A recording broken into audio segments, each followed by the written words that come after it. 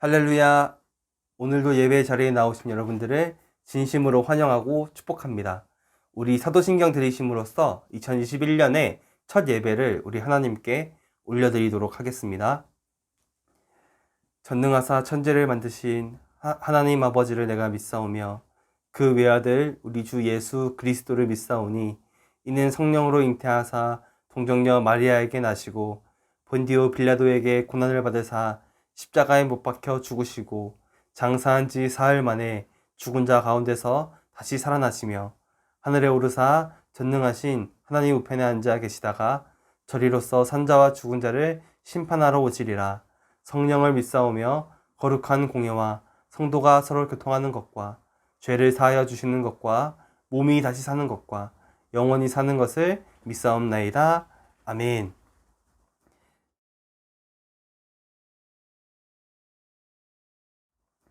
네, 오늘 우리 같이 살펴볼 하나님 말씀은 창세기 37장 1절부터 11절까지 말씀입니다. 창세기 37장 1절부터 11절까지 말씀입니다. 우리 성경책 가지고 계신 분들은 같이 찾아서 읽었으면 좋겠고, 우리 말씀을 들을 때에 그냥 듣는 것이 아니라 노트나 공책에다가 적으면서 필기하면서 우리 같이 하나님의 말씀을 듣는 그런 습관을 가졌으면 좋겠습니다. 창세기 37장 1절부터 11절까지 말씀 제가 읽어드리도록 하겠습니다. 야곱이 가나안 땅 곧 그의 아버지가 거류하던 땅에 거주하였으니 야곱의 족보는 이러하니라. 요셉이 17세의 소년으로서 그의 형들과 함께 양을 칠 때에 그의 아버지의 아내들 빌하와 실바의 아들들과 더불어 함께 있었더니 그가 그들의 잘못을 아버지에게 말하더라. 요셉은 노년에 얻은 아들이므로 이스라엘이 여러 아들들보다 그를 더 사랑하므로 그를 위하여 채색 옷을 지었더니 그의 형들이 아버지가 형들보다 그를 더 사랑함을 보고 그를 미워하여 그에게 편안하게 말할 수 없었더라. 요셉이 꿈을 꾸고 자기 형들에게 말하매 그들이 그를 더욱 미워하였더라.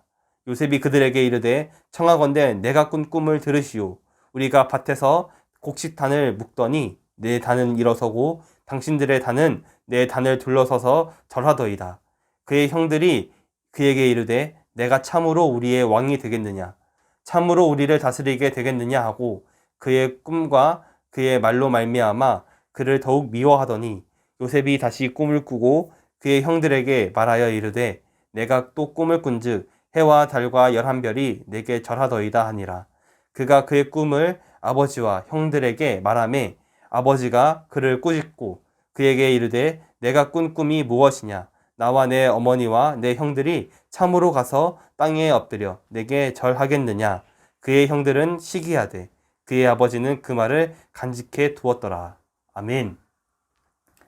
오늘은 하나님의 사람 요셉의 시작이라는 제목을 가지고 여러분과 같이 하나님의 말씀을 살펴보도록 하겠습니다. 이제 2021년에 새해가 밝았습니다. 새해의 첫 예배를 이렇게 비대면으로 진행하게 되었다는 것이 정말 마음이 아프지만, 그럼에도 불구하고 우리가 변함없이 우리가 있는 자리에서, 우리의 처소에서 예배를 드릴 수 있어야 함을 기억하고, 우리는 장소와 환경에 상관없이 오직 하나님을 예배하는 건강한 교회 공동체가 되어야 함을 끊임없이 기억할 수 있는 한 해가 될 수 있었으면 좋겠습니다. 오늘 살펴본 본문은 아마 여러분들이 너무나도 잘 알고 있는 본문 중에 하나일 것입니다. 바로 요셉이라는 사람이 등장하는, 바로 요셉이라는 사람에 대한 이야기가 시작되는 부분이죠. 우리가 2021년에는 이 요셉의 이야기를 시작으로 출애굽 사건까지 내용들을 살펴보면서 출애굽의 신앙이 어떤 것인지, 이 사건들이 우리의 신앙에 어떤 유익이 되고 어떤 도움을 주는지 생각하고 살펴보는 그런 귀한 시간들이 될 수 있었으면 좋겠습니다. 오늘 본문의 시작은 야곱이 가나안 땅에 거주하는 이야기로 시작합니다. 이 가나안 땅은 하나님께서 야곱의 할아버지였던 아브라함과 아버지였던 이삭에게 약속으로 주신 땅으로, 이제 이삭이 죽은 이후에 아브라함에게 하셨던 하나님의 약속이 이삭을 이어서 야곱에게로 이어졌음을 나타내는 아주 중요한 의미를 가지고 있는 것이죠. 즉 하나님이 아브라함에게 주셨던 약속들이 시간이 점차 흐르면서 조금씩 성취되어 있음을 확인할 수 있는 것입니다. 그러면서 오늘 본문 2절을 살펴보면 야곱의 족보는 이러하니라 라고 시작하면서 야곱의 족보가 등장하고 있죠.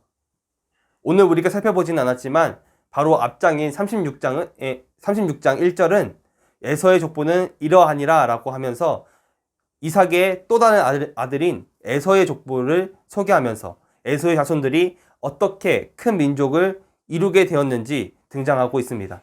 그리고 이제 창세기 37장에서는 이삭의 아들이자 에서의 동생인 야곱의 족보를 소개하면서 이 창세기를 기록한 모세가 이 창세기를 처음 읽는 최초의 독자였던 이스라엘 백성들에게 본격적으로 야곱의 족보를 통해서 나타나게 되는 이스라엘 민족들이 어떻게 등장하게 되고 어떻게 성장하고 어떻게 형성되었는지를 보여주고 있는 것이죠.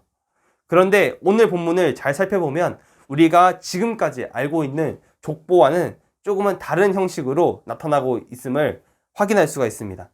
보통 성경 속에 나타나는 족보들은 어떤 형식으로 되어 있죠?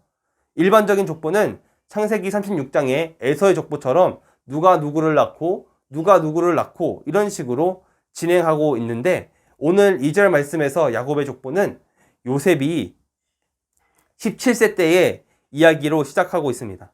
그리고 이 요셉의 이야기는 창세기 50장에서 마무리가 되죠. 이런 점에서 우리가 알 수 있는 것은 이 야곱의 족보는 창세기 37장으로 시작을 해서 50장으로 마무리가 되는 아주 긴 스토리임을 우리가 확인할 수 있습니다.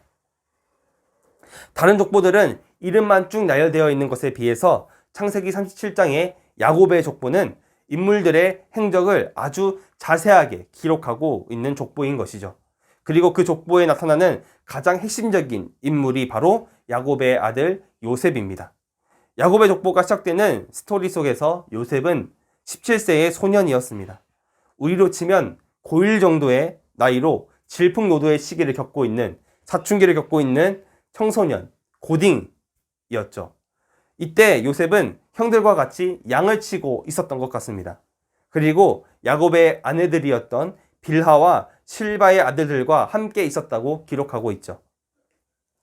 여기서 요셉이 빌하와 실바의 아들들과 함께 있었다는 의미는 그 당시 야곱의 가족들이 유목 생활을 하고 있었기 때문에 건물에서 생활한 것이 아니라 텐트에서 생활을 하고 있었습니다. 그렇기 때문에 개인적인 추측이긴 하지만 야곱의 아들들 중에서 레아의 아들 6명이 지내던 텐트가 따로 있고 또 라헬, 빌하, 실바의 아들들이 생활하는 텐트가 따로 있었을 것입니다. 그 중에서 빌하와 실바의 아들들이 머무는 텐트에 요셉이 있었다는 것을 의미하는 것이죠. 그런데 2절의 가장 마지막 부분을 보면 요셉이 형들의 잘못을 아버지에게 말하였다라고 기록된 부분이 있습니다. 여기서부터 요셉과 그 형들의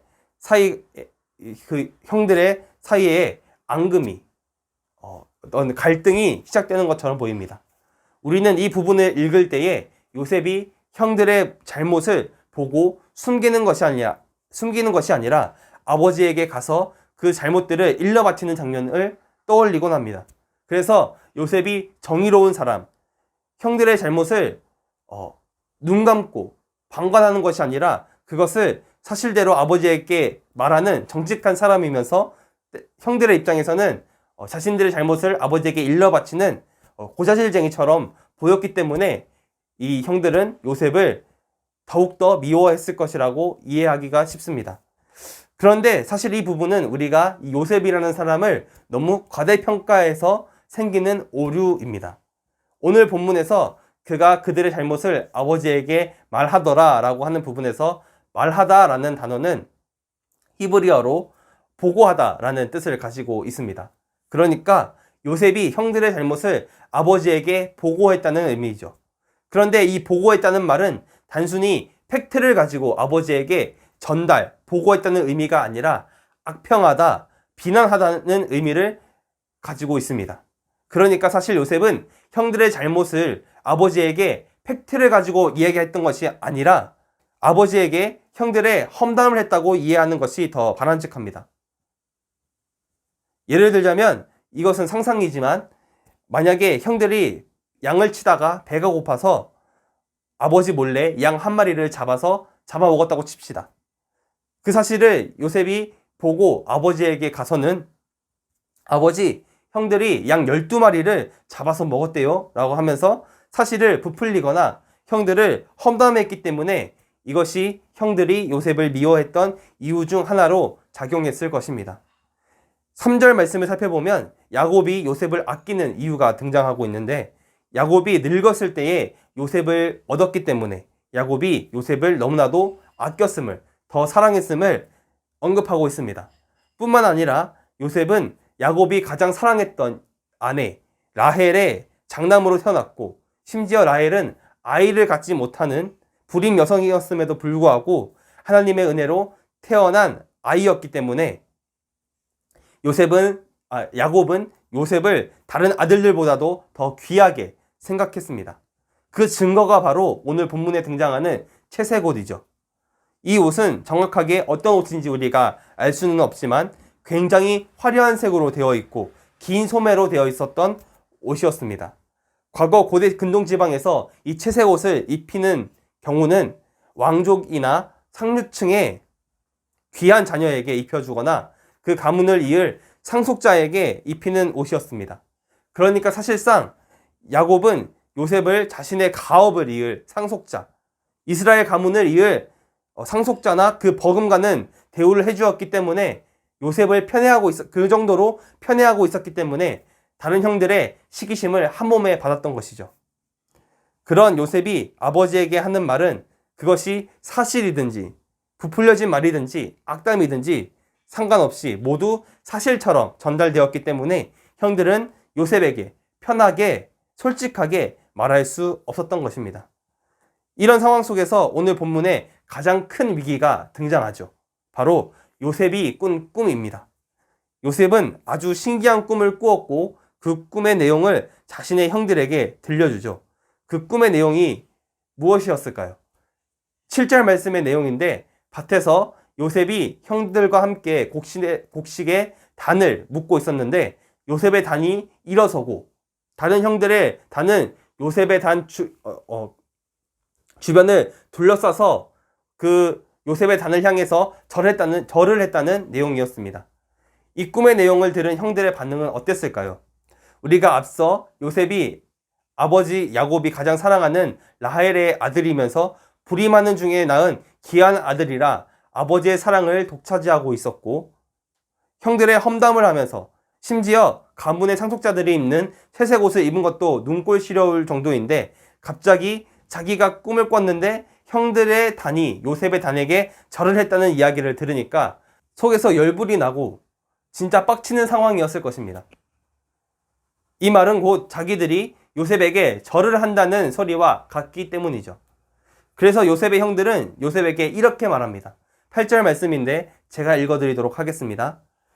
그의 형들이 그에게 이르되 내가 참으로 우리의 왕이 되겠느냐 참으로 우리를 다스리게 되겠느냐 하고 그의 꿈과 그의 말로 말미암아 그를 더욱 미워하더니 아멘. 요셉의 형들은 아주 기가 찼을 것입니다. 이 어린 게 아버지가 편애한다고 오냐오냐 해주니까 기어오르네? 이렇게 생각하지 않았겠습니까?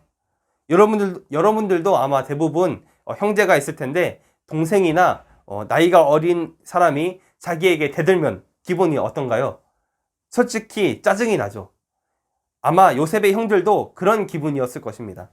그래서 형들은 요셉에게 아 그래? 네가 그럼 우리의 왕이 되어서 우리를 다스린다고? 이렇게 말했던 것이죠. 사실 이 부분도 히브리어 원어를 살펴보면 내가 우리의 왕이 되어서 우리를 다스리고 내가 우리를 통치하겠느냐라는 의미입니다. 결국 이 꿈 때문에 요셉의 형들은 요셉을 더욱 미워하게 된 것이죠. 그런데 생각보다 요셉은 정말 눈치가 없었던 사람이었던 것 같습니다. 자신이 꾼 꿈 때문에 형들이 자신을 분명하게 싫어하게 되었음을 눈치챘을 텐데 또 비슷한 꿈을 꾸고 자기의 꿈을 형들에게 이야기합니다. 이번에는 아버지에게도 그 꿈의 내용을 들려주죠. 이번에 새롭게 꾼 꿈은 하늘의 해와 달과 11별이 자신에게 절을 했다는 내용의 꿈이었습니다. 요셉의 꿈에서 말하는 해와 달과 11별은 각각 아버지와 어머니와 11형제를 의미합니다. 그러자 이번에는 요셉을 너무나도 아끼고 사랑했던 아버지 야곱마저 이 꿈에 대해서 나와 내 어머니와 내 형들이 참으로 가서 땅에 엎드려 내게 절하겠느냐라고 꾸짖으면서 이번에는 요셉의 실드를 쳐주지를 않습니다. 그러니까 이런 꿈을 꾸었던 요셉을 형들은 더욱 싫어하게 되고 극혐하게 된 것이죠. 그런데 야곱은 형들의 반응과는 다르게 요셉이 꾼 꿈에 대해서 간직했다는 언급으로 오늘 본문의 이야기는 마무리가 됩니다. 그런데 여러분, 요셉이 과연 이 꿈의 내용을 알고 형들과 아버지에게 전달을 했을까요? 자신이 꾼 이 두 가지 꿈의 내용을 정확하게 이해하고 있었을까요? 아마 요셉은 자기가 꾼 꿈에 대해서 잘 모르고 이해도 못했을 것입니다. 그래서 이 꿈이 어떤 의미인지 궁금해서 형들에게 자신의 꿈의 이야기를 들려주었을 것이고, 그 꿈의 내용이 자신을 괴롭히고 무시하던 형들이 자기에게 절하고 심지어 아버지와 어머니마저 자신에게 절을 한다는 꿈이니까 뭔가 이 꿈의 내용을 내심 자랑하고 싶은 그런 마음도 있었을 것입니다. 물론 우리는 성경을 통해서 이미 요셉의 스토리의 결말을 알고 있기 때문에 이 꿈이 나중에 요셉이 이집트의 총리가 되는 복선임을 알 수가 있지만, 정작 이 꿈을 꾸었던 그 당시에 17살의 요셉은 이 꿈의 내용을 전혀 알지 못했고 그저 아버지의 사랑을 독식하고 형들을 모함하는 철없고 개념 없는, 그리고 눈치도 없는 고딩에 불과했다는 점을 우리가 기억해야 합니다. 아까도 잠깐 언급했다시피 우리는 이 요셉이라는 인물에 대해서 너무 과대평가할 때가 정말 많습니다. 그리고 흔히 우리는 요셉이 꾼 꿈으로 인해서 요셉이 이집트의 총리가 되었던 것에만 너무 집중을 해서 요셉이 어렸을 때에 하나님께 받은 그 꿈을 가지고 살았기 때문에, 그 꿈을 의지하고 살았기 때문에 결국 훌륭한 이집트 총리가 되었다는 식의 해석을 통해서 꿈의 사람 요셉을 본받아야 된다고 말하고 우리도 꿈의 사람이 되어야 한다고 이해할 때가 많습니다. 하지만 오히려 요셉은 처음부터 훌륭하고 대단한 사람이 아니었음을 우리가 먼저 이해해야 합니다. 분명히 하나님께서 꿈을 통해 요셉이 하나님의 사람으로 성장하여서 요셉을 통해서 수많은 생명들을 살리고 요셉이 특별히 야곱의 가족, 이스라엘의 가족의 생명을 구원하는 인물로 세우셨지만 처음부터 요셉이 그 모든 하나님의 계획을 이해하지는 못했다는 것이죠. 하지만 앞으로 펼쳐질 일련의 사건들을 통해서 하나님은 이렇게 철없는, 눈치 없는 고딩 요셉을 하나님의 사람 요셉으로 다듬어 가시고 더 나아가 많은 이들의 생명을 구하는 역할을 통해서 궁극적으로 예수 그리스도의 예표가 되는 인물로 사용되었음을 우리는 확인할 수 있어야 합니다. 그런 의미에서 오늘 본문은 요셉이 하나님의 사람으로 쓰임받는 그 첫 시작을 알려주는 본문임을 확인할 수 있는 것이죠. 오늘 말씀을 마무리하도록 하겠습니다. 오늘 우리는 본문을 통해서 야곱의 족보의 시작 부분을 살펴보았습니다. 우리가 오늘 말씀을 통해서 살펴본 이 야곱의 족보의 핵심 인물인 요셉은 우리가 생각하는 것처럼 처음부터 위대한 사람은 아니었습니다. 아버지의 사랑을 한 몸에 받고 있었지만 성숙하지 못하고 철없는 고딩 그 자체였죠. 자신을 미워하던 형들이 자신에게 절하는 꿈을 자랑하고 싶었지만 정작 그 꿈의 의미조차 알지 못했던 사람이었습니다. 그러나 하나님께서는 그런 철없는 요셉을 통해 하나님의 위대한 역사를 써내려 가십니다. 이제 우리는 하나님께서 이 요셉이라는 고딩을 하나님의 사람으로 만들어 가시는 과정을 함께 살펴보게 될 것입니다. 요셉이 평범하고 철이 없었던 소년이었지만 하나님의 인도하심 속에서 어떻게 변화되고 어떻게 하나님의 사람으로 성장하는지를 통해 바라기로는 우리 중고등부 친구들 역시 한 해를 시작하면서 여러분의 평범한 삶 속에서 하나님과 동행하며 하나님과 함께하는 진정한 하나님의 사람으로 거듭날 수 있는 한 해로 살아낼 수 있기를 예수님의 이름으로 간절히 소망합니다. 아멘. 기도하고 마치도록 하겠습니다. 참 고마우신 주님 감사합니다. 오늘도 변함없이 우리를 사랑하셔서 우리에게 새 생명을 허락하시고 오늘도 변함없이 예배 자리에 나와서 하나님을 예배하고 또 말씀을 듣고 하는 시간들을 허락해 주심에 감사합니다. 하나님, 새해를 시작하는 이 시점 가운데에 우리가 많은 기대들과 또한 많은 염려들과 걱정들을 또 가지고 나아가겠지만 우리가 변함없이 하나님을 사랑하며 하나님의 은혜를 구하며 나아갈 수 있는 우리 중고등부 모든 지체들이 될 수 있도록 하나님 함께하여 주시옵소서. 아버지, 특별히 오늘 우리가 말씀을 통하여서 이 요셉이라는 인물에 대해서 또한 살펴보았습니다. 하나님, 이 요셉이라는 인물이 처음부터 위대하고 대단했던 사람이 아니라 너무나도 평범하고 때로는 눈치 없고 개념도 없어 보이는 성숙하지 못한 그런 소년이었지만 하나님께서 선택하셔서 이 인물을 통하여 하나님의 사람으로 빚어가시고 만들어가시고 결국에는 이집트의 총리로 세우셔서 많은 생명들을 구하는 도구로 사용하셨음을 우리가 확인할 수 있는 시간들을 가졌습니다. 하나님, 우리가 요셉과 같이 하나님의 인도하심에 따라 하나님과 동행하는 그런 인생을 살아갈 수 있도록 도와주시옵고, 아버지, 우리가 요셉처럼 훌륭한 사람이 되고자 하는 것이 아니라 하나님의 사람으로 변화되어서 정말 하나님이 사용하시는 훌륭한 도구로서 우리가 쓰임받을 수 있도록, 또한 요셉을 통해서 수많은 영혼들을 살리셨던 것처럼 우리를 통하여서 수많은 영혼들을 정말 예수 그리스도 안에서 살리는 그런 귀한 역할로 쓰임받을 수 있는 그런 우리 중고등부 학생들이 될 수 있도록 하나님 함께하여 주시옵고, 우리 중고등부를 통하여서 또 하나님의 영광을 드러낼 수 있는 그런 시간들로 주님께서 사용하여 주시옵소서. 주님, 우리가 이 한 해를 또한 주님께 올려드립니다. 이 한 해 동안 주님께서 우리와 늘 동행하시며 우리와 함께 하시는 그 임마누엘 하나님이심을 기억하며 매 순간순간 걸어 나아갈 수 있도록 하나님 도와주시옵고, 아버지, 코로나의 이 위협과 또한 어려운 상황들 속에서도 우리는 담대하게 하나님을 예배하고 우리의 자리에서 하나님을 찬양할 수 있는 그런 귀한 사람들로서 성장할 수 있도록 하나님 함께하여 주시옵소서. 이 모든 말씀 살아계신 우리 주 예수 그리스도 이름으로 간절히 기도드렸습니다. 아멘. 주기도문 하심으로써 오늘 예배 마치도록 하겠습니다. 하늘에 계신 우리 아버지여, 이름이 거룩히 여김을 받으시오며 나라에 임하옵시며 뜻이 하늘에서 이루어진 것 같이 땅에서도 이루어지이다. 오늘날 우리에게 일용할 양식을 주옵시고 우리가 우리에게 죄 지은 자를 사하여 준 것 같이 우리의 죄를 사하여 주옵시고 우리를 시험에 들게 하지 마옵시고 다만 악에서 구하옵소서. 대개 나라와 권세와 영광이 아버지께 영원히 있사옵나이다. 아멘. 네, 이것으로 오늘 예배 마치도록 하겠습니다.